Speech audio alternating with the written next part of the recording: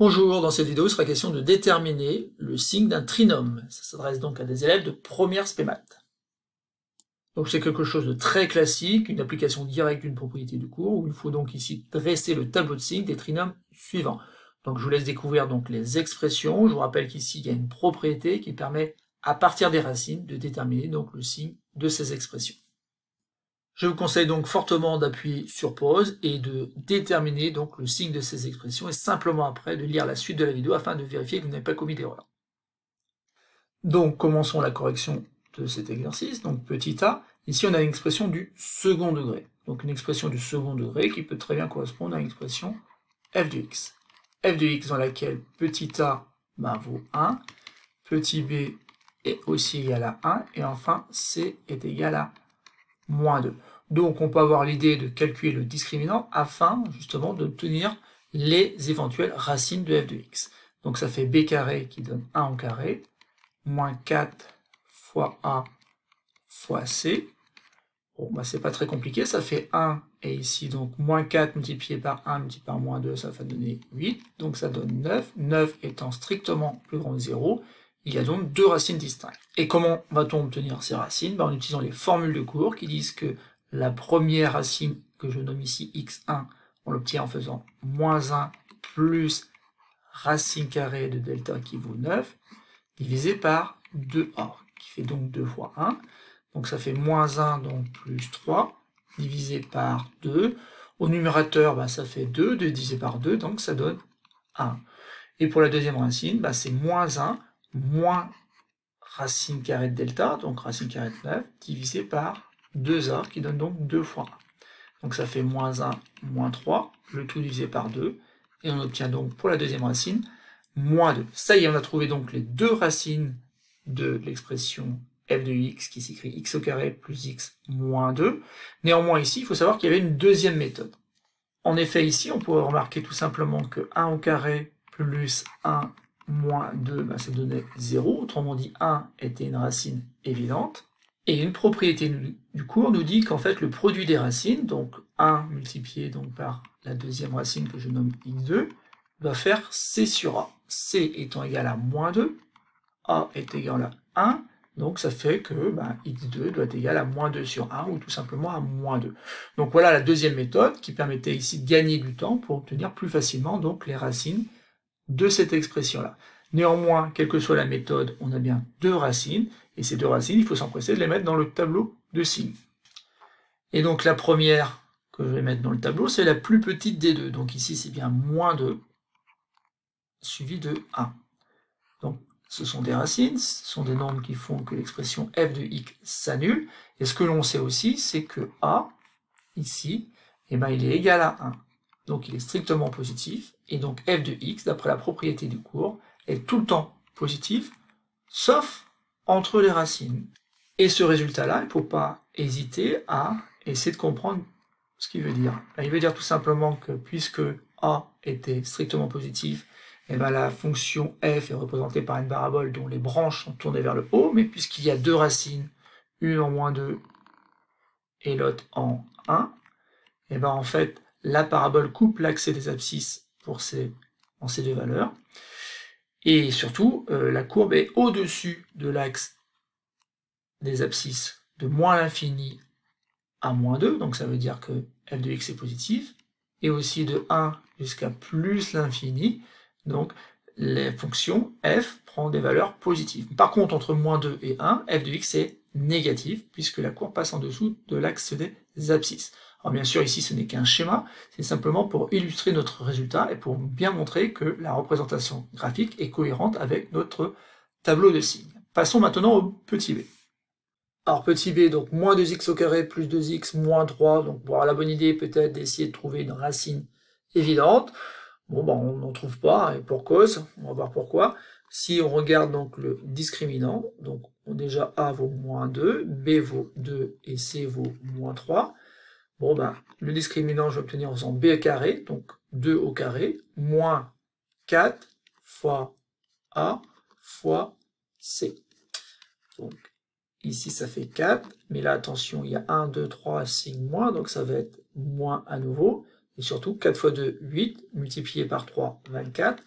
eh ben, je vais trouver moins 20. Moins 20 étant strictement négatif, ici pour le petit b, il n'y a pas de racine. Et du coup, le signe de cette expression, ben, c'est très simple, puisque a est négatif, eh ben, f de x va être tout le temps du signe de a, donc va être tout le temps négatif. Donc le tableau de signes ici, ben, il est très simple, hein, de moins l'infini à plus l'infini, f de x est du signe de a, et donc strictement négatif. Passons maintenant au petit c. Là encore, difficile de trouver une racine évidente, donc on va pas perdre de temps à calculer tout de suite le discriminant, avec a qui vaut 100, b qui vaut moins 60, et c qui vaut 9. Donc b carré, donc ça fait moins 60 le tout au carré, attention, mettez bien les parenthèses, moins 4 fois a, multiplié par c. Donc moins 60 au carré, ça se fait bien, moins par moins donne plus, et 60 multiplié par 60, 3600. Moins ici, 4 multiplié par 100, 400, fois 9 encore, et ben ça fait encore 3600, et je trouve cette fois-ci que le discriminant est égal à 0. Autrement dit, il y a une racine double. Et cette racine double, je vais la noter x0, et je vais la calculer avec la formule du cours qui dit que c'est moins b sur 2a. Alors moins b, eh bien attention, hein, ça fait donc moins 60 sur 2a, et ben ça fait 2 fois 100. Et donc ici, ça fait 60 sur 200. Bon, c'est une valeur pour laquelle on peut simplifier, hein, simplifier par 10, et encore, ça fait 6 divisé par 20, 6 vingtièmes, que je peux transformer en 3 dixièmes, ou en 0,3.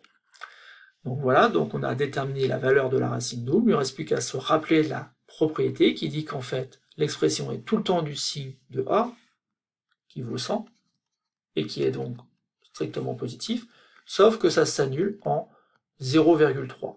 Et donc dans le tableau, je mets 0,3, ça s'annule, et partout ailleurs, je mets des signes plus. Ce qui est tout simplement représenté par une fonction qui serait représentée donc par une parabole, puisqu'on a une expression du second degré qui s'annule en 0,3, et dont les branches de la parabole ici sont orienté vers le haut, et donc on aurait quelque chose comme ça. Donc vous voyez bien ici que c'est cohérent avec le tableau de signes qu'on a trouvé, c'est-à-dire que la courbe étant tout le temps au-dessus de l'axe des abscisses, f de x est tout le temps strictement positif, sauf pour une certaine valeur ici, qui est tout simplement 0,3. Voilà, on peut donc passer maintenant à la dernière expression, petit d. Donc dans l'expression ici, ben, a vaut moins 2, b vaut 5, et c vaut moins 3. On peut donc calculer le discriminant ici, donc b carré ça fait 5 au carré, moins 4 fois a fois c, bon bah ça fait 25, ici il y a 3 signes moins, et 4 fois 2, 8, multiplié par 3, 24, et je trouve 1, 1 étant strictement plus grand que 0, il y a donc deux racines distinctes. Donc la première je vais obtenir en faisant moins b, donc moins 5, plus racine carrée de 1, le tout divisé par 2a, qui fait 2 multiplié par moins 2.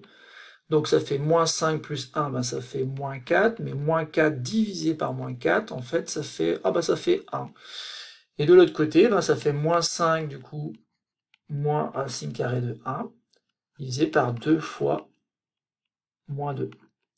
Bon, ben cette fois-ci, ça va faire moins 6 sur moins 4, donc ça fait 6 quarts, ou encore 3 demi. Donc les racines ici, c'est 1 et 3 demi.